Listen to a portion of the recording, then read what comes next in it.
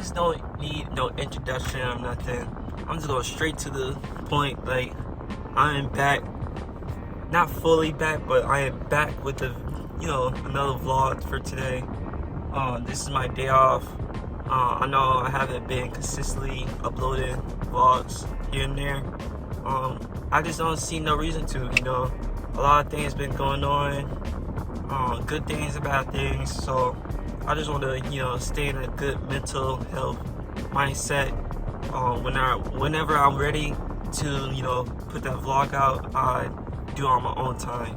So this is the good day that I want to, catch up with everybody, what's going on and stuff. So right now, I'm just, on my day off, want to have fun, get out the house, enjoy life.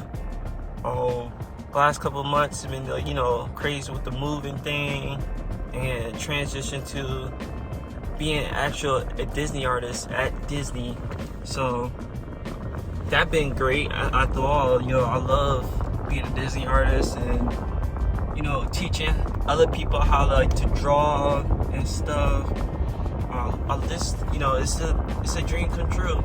But, there's more to, this is the beginning, and I want more out of myself, what I could do. So I'm looking forward to do more things as a Disney artist and hopefully reach my highest potential. That's what I want, like being a character artist for film. So hopefully that can happen soon. I want no regrets and want the thing to happen very soon. So never say never. But yeah, a lot of things been going on. Just living life and trying to survive.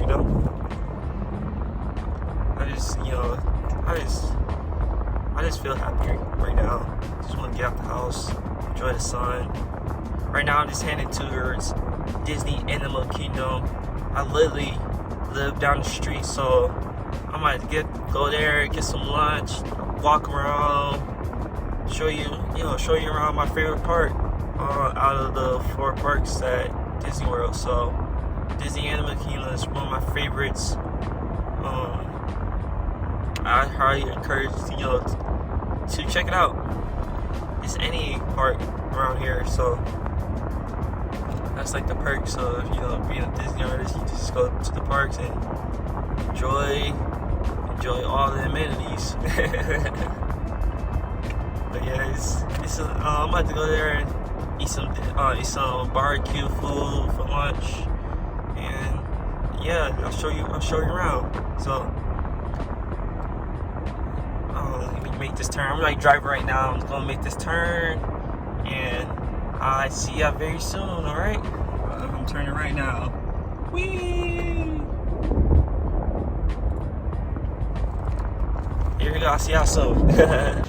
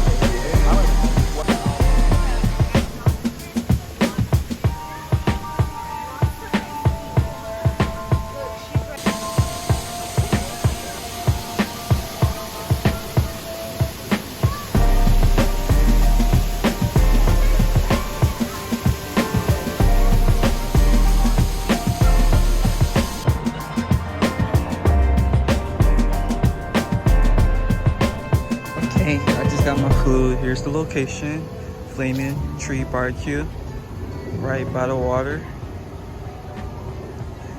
And here we go, my chicken, or Destin drink with Sprite. It's about to go in.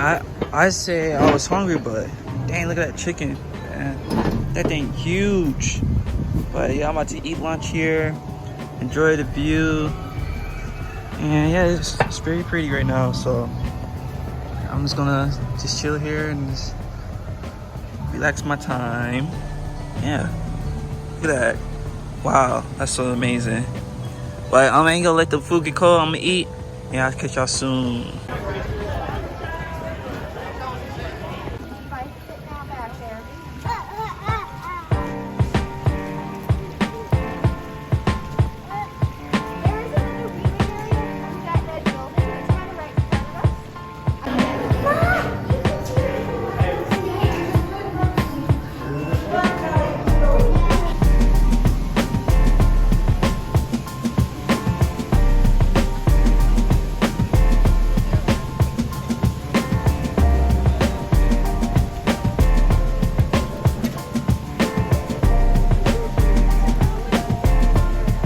Couple of safety reminders before we fully head out.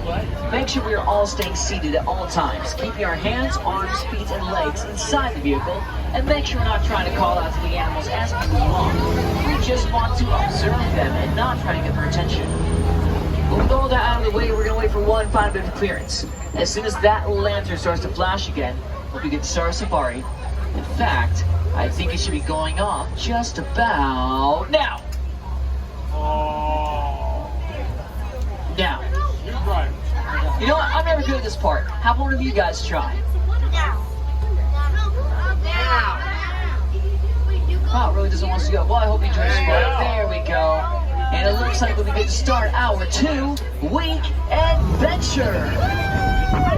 We'll start out here in the Little Yeturi Forest, which is home to many animals and use camouflage as their main form of defense. So keep an eye on the bushes and tree lines as we move along. In fact, I think we're going to see one of our first animals over here on the right-hand side, called the okapi. You see him right behind that bamboo back there. And can anyone tell me what the okapi looks like? A horse on a zebra body. Kind of does look like a zebra. However, the okapi is the only living relative of the giraffe. They were known about by locals for a long time, but it wasn't until 1901 that they were finally discovered by Westerners, thinking them to be myths. The bird that you see on the left-hand side is the saddle-billed stork. They have a wingspan of 7 to 9 feet in length and will mate for life, foraging and nesting together in pairs. They've also been known to fight off other pairs of saddle-billed stork together as well. How romantic. But now that we're moving forward, I have a feeling we're going to find a couple of smaller animals out here camouflaging, so let's keep an eye out for those as we go along. And that is not a small animal back there. That is the black rhino. Now, the black rhino is the smallest of the rhino species, only weighing around 3,000 pounds.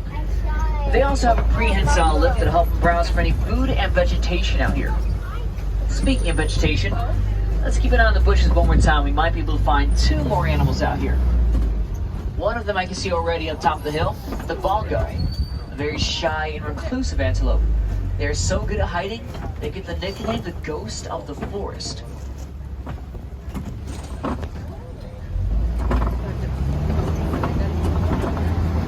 And I don't see the second one around here, but not to worry, because I see some water up ahead. This could mean that we're actually heading out to the Safi River, which is home to many aquatic animals. So make sure you keep your eyes on the banks and in the river below us for anything that might be lurking just beneath. We have to be careful though, because a lot of the animals that live here do tend to be more territorial and more aggressive. So let's watch out as we go along. We are going to be greeted by some pink-backed pelicans at first, one of 8 pelican species in the world.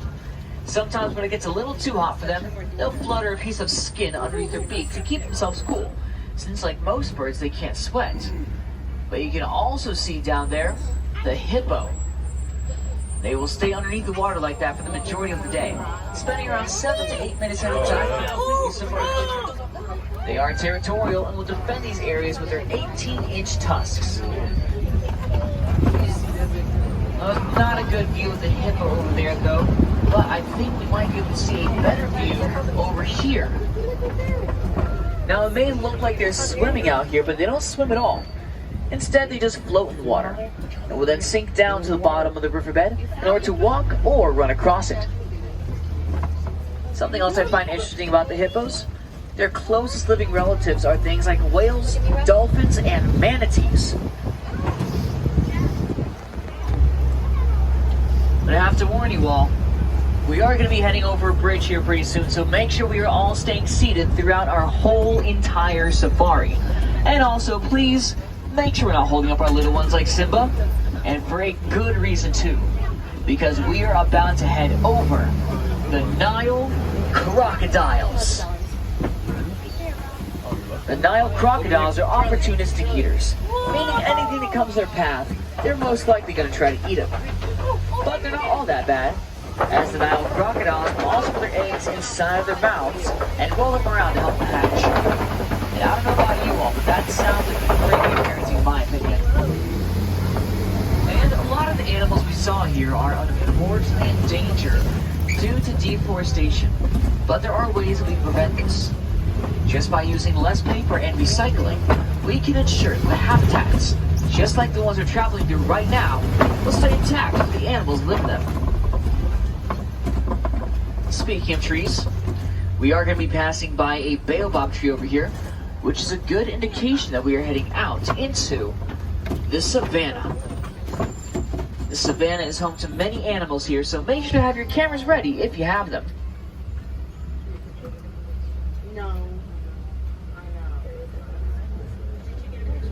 Now, this is a beautiful view overlooking the savannah, but I have to admit, it's a little difficult to see some animals from this point of view. So in just a moment, as soon as our friends do make the clear down here, we're going to make our way down to the bottom of the hill to see if we can get a little closer to these animals. But just looking out there for right now, what is the first animal you all see? We do have the zebra and the giraffe, two very hard animals in this, especially since the Maasai giraffe is the tallest animal in the world, reaching around 18 to 20 feet in height. They can also run at speeds of 35 miles per hour. And the Hartmann's mountain zebra with those very prominent stripes. And does anyone here know if those stripes are white with black or black with white? So the Hartmann's mountain zebra are going to be black with white stripes. And the cool thing is, we don't even know why they have those stripes. It's only a theory that they have them in order to confuse their predators and or to hide their numbers.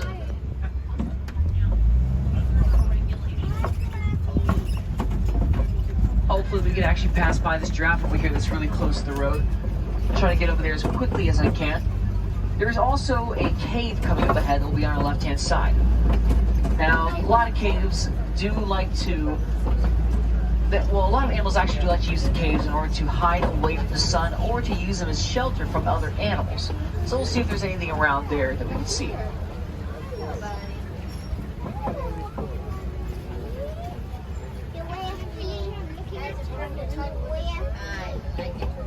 Oh, underneath the tree that's pointing sideways, those are the painted dogs, or the African wild dogs as some people might know them as. Now, the painted dogs are the most proficient hunter in the savannah, chasing down their prey and wearing them out before catching them. That coat that you saw is unique to every single one of them, truly earning them that name, the painted dog, and they are quite a cute, little, vicious predator. You'll also see some wildebeest over here on the left-hand side. Now, the wildebeest are the second most densely populated mammal in the world, only second to us humans. They do migrate for around 500 to 1,000 miles, with their migrations being able to be seen from space. However, we're going to leave the wildebeest alone because, well, I've seen a Lion King, and I don't need a repeat of that.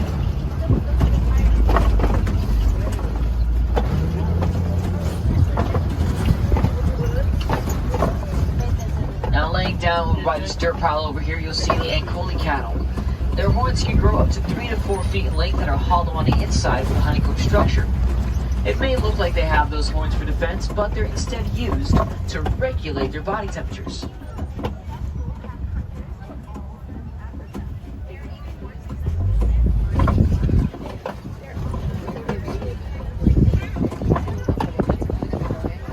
And there's another animal that I can see hiding out in the tree line back there. That's the Patterson's eland, the largest antelope in the world. And they have a very unique trait in them, both put grass and leaves on their horns in order to attract new mates. And it almost resembles a flower crown when they do so.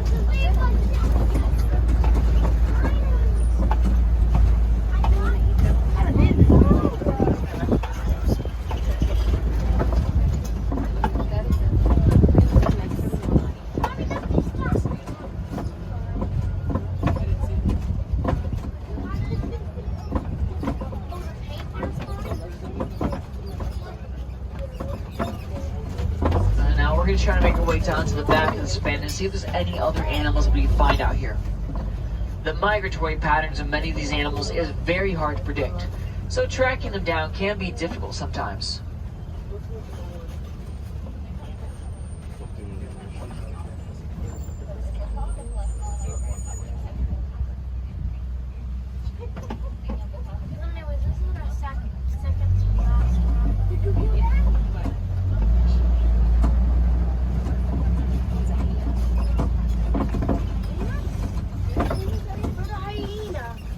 I don't see too much out here just yet, but I am noticing something a little weird. There are a lot of trees over here that look like they've been torn apart by something. And I'm not going to lie to you all, I'm not sure what caused this. So let's continue forward with a little bit of caution and hopefully we can find out what did this up ahead. One thing is certain though, whatever did this, it must have been huge.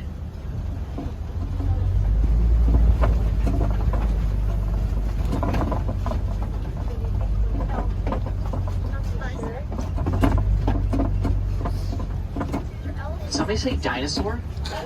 Yes. Oh wait, dinosaur. This isn't universal. We make sure our dinosaurs stay in one place.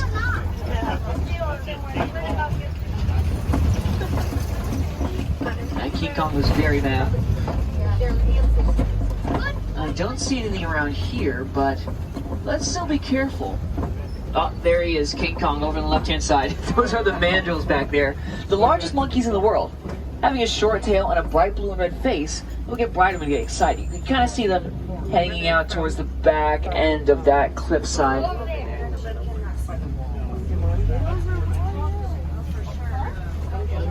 They're really hiding back there though, so it's kind of hard to see them. But we're going to continue our safari through that ravine over there. There should be a road up ahead that we can take to get a little closer. So all we got to do is take that road in. Oh, great. Just my luck. The road's closed. Let's find a different way around, everyone. Sorry about that.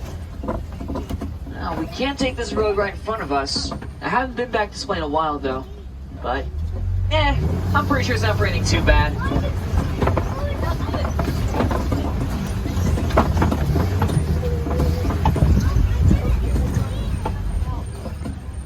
Okay, never mind. This is way worse.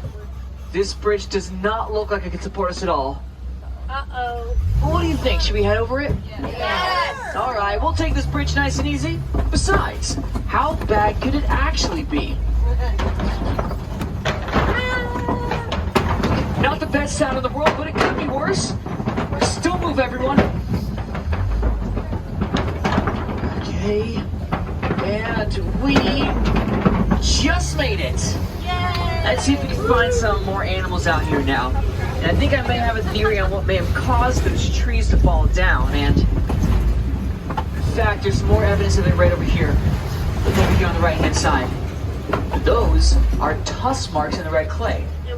This animal, I'm thinking, will actually eat the red clay to gain minerals and nutrients they don't normally get from day-to-day life. And on the floor, everyone know what those are? Yep, those are elephant tracks leading directly to the African elephant. Now, these animals are a very social creature, but males do tend to be more solitary or break off from their herds in order to start their own herds for themselves. You can also see they're waving their ears back and forth quite a bit. Does anyone know why they might be doing that? It's to cool themselves off. However, it may look like they fan off their bodies. They're not doing that. They're fanning off the blood vessels inside of their ears. Because when they do that, it will cause the blood to cool down, which will then circulate throughout the rest of their body. And it's not their only way to cool down too, as they will also throw dirt, grass, and mud on their backs in order to protect their skin from the sun. almost like their own personal form of sunscreen. I'm gonna actually stop right here so we can get a good photo of these elephants. It's probably gonna be the best view we get so far. Well, we can't stay forever though, unfortunately, so we are gonna move forward. Oh, and speaking of mud from earlier, we are gonna be heading right into the middle of a mud pit down here. Now this stuff is used by a lot of animals in a lot of different ways. Rhinos would like to roll around in it in order to protect their skin, just like the elephants. However, we are going to see the greater flamingos using it to build their nests. Now, they will incubate their eggs in these nests for around 30 days. And if you look closely at the group down there, you might be able to see a couple of gray feather flamingos. Those are the younger ones. They won't develop their pink feathers until later on, due to the diet that they eat consisting of beta-carotene. Also, a group of flamingos like the ones we see down here is called a flamboyance of flamingos. But I'm going to need everyone's help now. Up ahead, we're going to be approaching a very dense area of the savannah. So if you see any animals out here, go ahead and point them out, let me know. We'll try to talk about them. Before we do that, there's one more thing I want to point out to you all. Because over here on the left-hand side, unfortunately, is the spoils of poaching. Now, this is an unfortunate reality that we do have to come to terms with. However, the reserve that we're on right now and many other reserves, just like ours, act to prevent things like this from happening, so that we can protect animals just like the white rhino. Now, the white rhino actually get their name from a misunderstanding of the Afrikaans word "weit," which means wide. Because as you can see, they do have a very wide lip that helps them graze on grass. That horn that you see is also made out of keratin, the same thing that your fingernails or hair are made out of. But some people do believe that it holds medicinal purposes, which is not true, so they are unfortunately poached for that horn. We're trying to teach as many people as we can about the white rhino to protect their species and to stop them from being poached. On the right-hand side, that is the ostrich over there, the largest and heaviest bird in the world. They also produce the largest eggs. Their eggs are so strong that if you were to stand on top of them, they wouldn't even break. And we'll continue forward to see if there's any other animals we can find. And wait a second, everyone. We have to be careful. I didn't realize this, but we're heading right into the middle of predator hunting territory. And look, right over there. That is a cheetah. Now, the cheetah will use short bursts of speed in order to catch their prey, running up to 60 to 70 miles per hour. They also have a black line that runs underneath their eyes that will protect their eyes from the sun in order to reduce glare. And fun fact, the cheetah is also the largest cat that still has the ability to meow. Oh, right over there. I thought somebody said rhino. There's another baby white rhino that you can see back there a little bit. Alright, but we are not out of the woods yet, because up ahead we're approaching a kopje. And does anyone who lives on kopjes? That's right. Kopjes are large rock formations that lion prides like to use in order to survey the savannah. Now, we're not always lucky, we don't always get to see the lions because they are nocturnal hunters. They'll spend the majority of the day sleeping, but they go out at night to hunt. Yep, make sure we're not yelling at them, everyone. Sorry. We're just trying to move forward so we all can get a good view of it. But that is a female lioness you see right between the rocks over there. Remember how I said they're nocturnal hunters? Yes. Well, she's going to be doing all the work. The male will actually do absolutely nothing. They'll actually be able to help out the lionesses anyways, as they'll tend to stay back to defend the pride. Or whether they choose to hunt or defend, they'll always be tired during the day, spending around 20 hours a day sleeping. I'm not gonna lie, it makes me a little jealous. So we'll let them rest right now and let them have a little cat nap. She is glaring at us from those rocks. Oh, and there's the male back there. Out like a light. But now that we're leaving predator hunting territory, let's move forward and see if there's any other animals we can find out here. I'm not too sure if we're going to be able to do that though, because this area does look a little abandoned. So we'll let this be for right now and continue on. Well, we're gonna have a couple of friends passing right in front of us in a moment.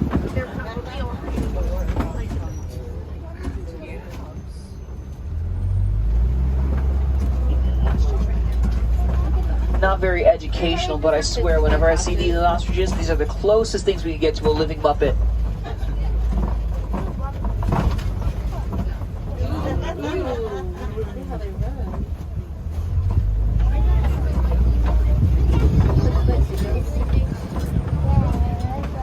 Alright, now we are going to be heading into a new area up ahead called Magadi Glen, which is home to one of our farmers that helps us with our conservation efforts. We'll swing by and see what they're doing to help us out. In fact, I think we're going to see one of our cutest conservation efforts out here, called the Nigerian dwarf goat. And they are a much more manageable livestock to have because that is the biggest size they will ever get. They also produce a sweet milk the farmer can sell that is very nutritious. It's just another way we're trying to conserve our size so the animals live around us. The conservation doesn't have to end here though. We can always do our part when it comes to it. Whether it be recycling our old electronic devices, using less paper, or even teaching our friends and families about the animals we saw here today, we can ensure they will all stay with us for many years to come. But now that we are leaving Magadi Glen, we'll be heading back to Harambe Village, which unfortunately means our safari is coming to an end. But this doesn't mean your journey has to end with us. If you want to see some more animals we weren't able to see out here today, head over to Gorilla Falls Exploration Trail, where we have animals like the meerkats, naked mole rats, and underwater beauty African hippos, and as the name would imply, gorilla. Or if you want to learn more about conservation and how to protect these animals, head over to Rafiki's Planet Watch, where we also have a petting zoo where you can see more of those Nigerian dwarf goats. And if we have any wilderness explorers on board today, you can always pick up your badge as soon as you exit out. All you have to do is let them know you're on the Simba 1. That is the SIMBA 1. You'll get your badge. But it has been a very long 2 weeks out here in the Kilimanjaro Safaris, and I do hope that you all enjoyed it. Before we reach the Uluru area, make sure we are gathering all of our belongings before exiting out. Look at the seats beside you and the floor beneath you. Parents, make sure we have our kids, and kids, this is very important. Make sure we have our parents, and we'll be ready to go. But out here in Harambe, we don't like to say goodbye, as it is way too sad and way too final. So instead, we like to say Kwaherini, which means to go well. And I do hope that you all go well and go wild out there into Harambe, and hopefully the animals that we saw here were able to inspire you, just like they inspired me. So, for the last time for all my friends on board today, Kwaherini. I hope everybody enjoyed that video. Just me going there for a couple hours, eating and going, walking around, and pretty much on the safari. The wait time was about an hour or so. So I didn't stay too long. I just want to go there and, you know, ride the safari and get out, because I'm not big on big crowds or a lot of noises. So I just want to stay there for a little bit of time for me, just to get out the house and stuff. So I hope everybody enjoyed that video. If you like that kind of stuff, please leave a comment, like the video, show some support and all that good stuff, you know. I'm trying to, you know, be out more and show what's around. So I see you on the next video. Hope y'all enjoy. Peace.